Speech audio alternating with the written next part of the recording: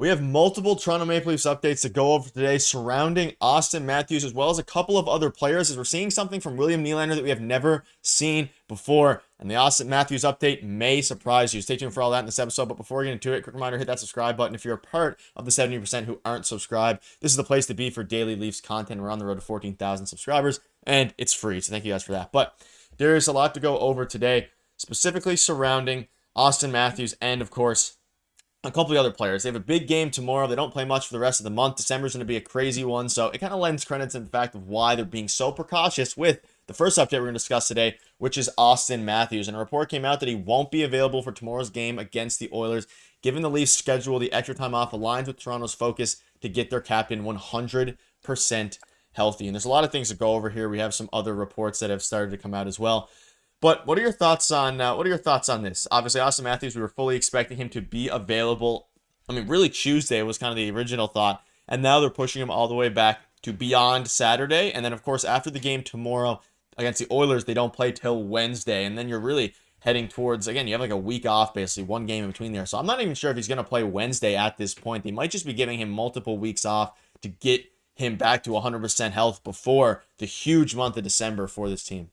Yeah, I think if the schedule wasn't what it is, then maybe we might see him get back into the lineup, or maybe there might be a little bit more panic, but they only play one time next week, and they're playing against the Oilers on Saturday. And then, of course, it's a late schedule until December, like you mentioned. Then December really picks up. They only have like a 2 day break, which I think was the maximum in the entire month besides Christmas, which I won't really count, but it's going to be a busy time. So I think, the fan in me is disappointed because I wanted to see Austin Matthews versus Connor McDavid this Saturday. Doesn't look like we're going to get that. Doesn't look like we'll see Austin Matthews for maybe another week just based on the language they're using.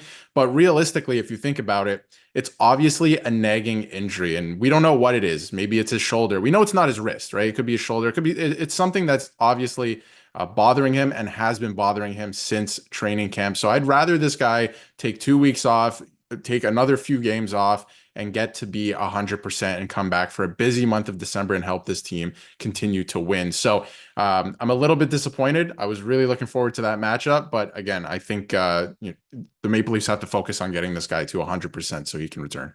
Yeah, it's a disappointment if you're hoping for a great Saturday night, a hockey night in Canada game. I think it'll still be a very good game, though, nonetheless. I mean, obviously, you want to see McDavid versus Austin Matthews, Battle of Canada. But on the other side of things, the Leafs don't care about that at all. They want to see the Toronto Maple Leafs win games, especially down the stretch as the season continues to go along. We're still super early, so being precautious at this point is something good. We have a couple of other notes, and we have a very interesting William Nylander thing, something we haven't seen before. But let's start with Max Domi. He is once again not taking part in practice due to maintenance. And again, we don't know whether or not something is going on with Domi. But I just wanted to get your quick thoughts on this, Darius. There's just a lot of what we're perceiving as injuries or something's going around this locker room where it seems like they can't get fully healthy right now, which is fine. Again, that's going to happen. But Domi, again, is not taking part in practice. We'll go over the lines here in a minute. They're a lot different than they were even just a couple weeks ago before all these injuries came to fruition.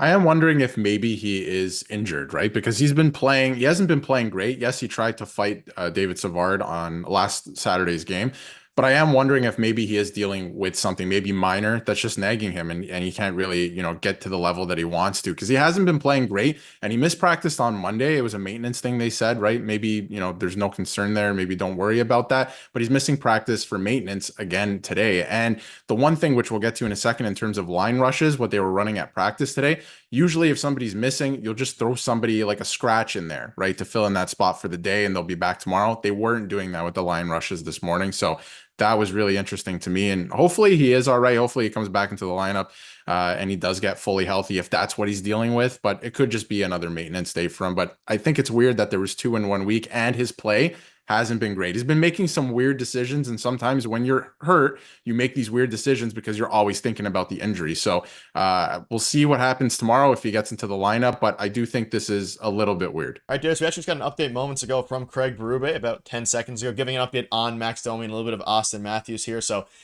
Domi is going to be good to go for tomorrow night's game, which is, very positive despite having another maintenance day. They're probably just trying to get him some rest again, like we mentioned earlier about, his lack of performance this year. But we also have an update on Austin Matthews front. Yeah, Austin Matthews, he's not going to play tomorrow, and they are using these days off to their advantage. So it looks like he might not even play next week. They're saying that they're going to use every day off possible here to get him back into, back into form and 100%. So look, he's not going to play tomorrow. That's the biggest thing I'm taking out of this, and he might not play still next week. They're going to take as many days as possible here to get him back to 100%. Speaking of injuries, it appears as William Nylander is wearing some sort of protective neck equipment today. Can't recall if I've seen that before. So to add into the weirdness of what's going on at practice specifically today, again, Matthews is out. Domi's dealing with something. He's out as well. William Nylander is wearing a protective guard around his neck. And again, this is, we know that William Nylander's dealt with injuries and things before the season in the past. But what are your thoughts on this? It's something intriguing. Again, we're going to dive into the lineups here in a second because, again, it doesn't seem like this is going to hold him out or anything like that. He's still playing, but he's taking a bit of a precaution here. Yeah, I think it's interesting. And a lot of players started doing it last season. We saw Tyler Bertuzzi start doing it last season too. And I'm not sure if he's going to wear it in a game, but I know guys kind of test things out in practice. And I think that's what this is, to see if it's comfortable. It never is to start. So we'll see how this progresses. But I thought it was interesting because a lot of players, they have to feel good to perform good. So him adding something in terms of neck protection to like his equipment is actually kind of a big deal, I think. And we'll just see how it plays out. But, I don't think he's going to wear it in a game immediately or anything, but it's interesting. That's for sure. Yeah, peace of mind for him is probably what's going on, especially with the increased amount of things we've seen to the neck as over the past few years. Never be too safe there. But let's dive into the lines for tomorrow night's game. William Nylander is moving to center today for the Leafs in absence of Austin Matthews and Max Domi. So the projected lines so far as of Friday, November 15th, the day of recording, time of recording: McMahon, Tavares, Marner, Nyes, Nylander, Robertson, Steves, Camp, Holmberg, Dewar, Lorentz, and Reeves. So, I mean, if you told me a couple weeks ago we'd have a lineup of Steves, Camp, and Holmberg on the third line, it would be I'd be very surprised. But I do really like the second line here, especially. It's a very interesting line. Tavares, of course, has now moved up to the top line alongside McMahon and Marner. We saw McMahon in the game a couple of days ago be very good, scored, had 8 shots on goal against the Capitals. So it's interesting. And again, the defensive pairings are something we can discuss as well here. Hakanpää seeming to factor in a lot, which means this might be the second straight game now where Simon Benoit is out of the lineup and is healthy scratch. And of course, Stolar seems to factor in tomorrow night's game against the Oilers. What are you seeing from this? I'm loving the way that the first two lines look. The third and fourth line, from a talent perspective, might not be quite where it needs to be. But again, David Kampf has been playing really well. See how Connor Dewar does. And the blue line is interesting. Benoit seems to factor out once again.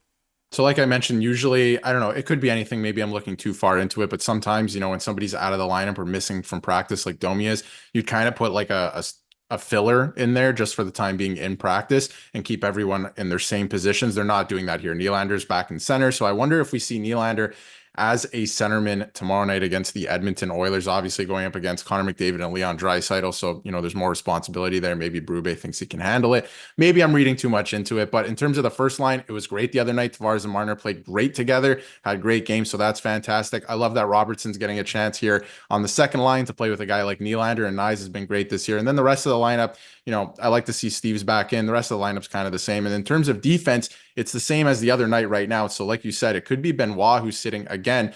And the fact of the matter is, I don't know if it's the fact that the defense is better in terms of personnel from last year, or the fact that, he just became a father, which sometimes we see affects certain players.